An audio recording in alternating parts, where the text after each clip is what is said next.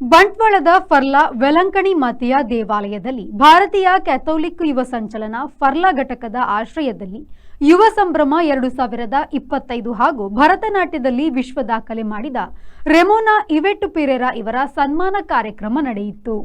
ಕಾರ್ಯಕ್ರಮವನ್ನು ಉದ್ಘಾಟಿಸಿದ ದೇವಾಲಯದ ಧರ್ಮಗುರು ವಂದನೀಯ ಗುರು ಮಾರ್ಕ್ ಅರುಣ್ ಡಿಸೋಸಾ ಆಶೀರ್ವಚನ ನೀಡಿ, ಯುವಕರು ದೇಶದ ಶಕ್ತಿ, ಅವರೆಲ್ಲ ಏಕತೆ ಮತ್ತು ಛಲದಿಂದ ಒಗ್ಗೂಡಿದ್ರೆ ಮಾತ್ರ ಸಮಾಜಕ್ಕೆ ಉತ್ತಮ ಕೊಡುಗೆ ನೀಡಲು ಸಾಧ್ಯ ಎಂದರು.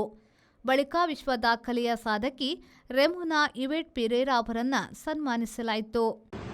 Good morning to one and all gathered here.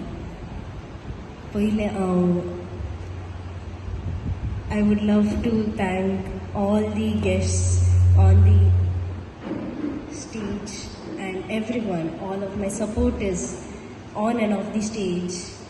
I am really grateful to you all. कि मला ये 170 hours. It is not only my dance. तुमचे support, तुमचे blessings आणि पूरा it played a very big role. And my mother, she was there 170 hours the whole. And without parents' support again, it's impossible. It's impossible. She could have slept or she could have ate when I performed, but she waited for me. She is very supportive. I am lucky to have her. Very lucky. And with the friends.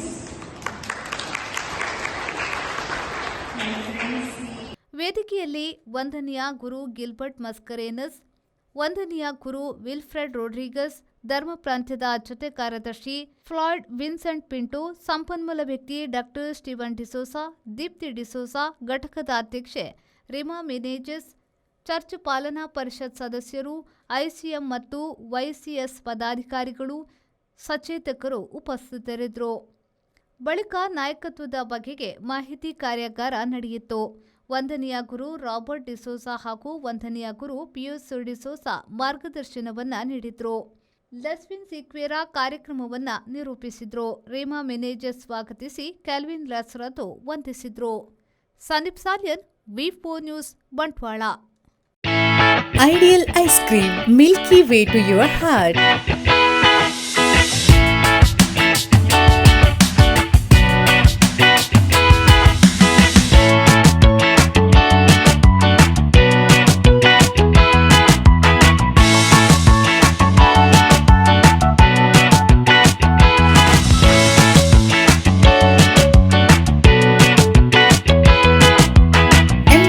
With a variety of fruits and flavored with rich crunch and chips, they treat your taste buds.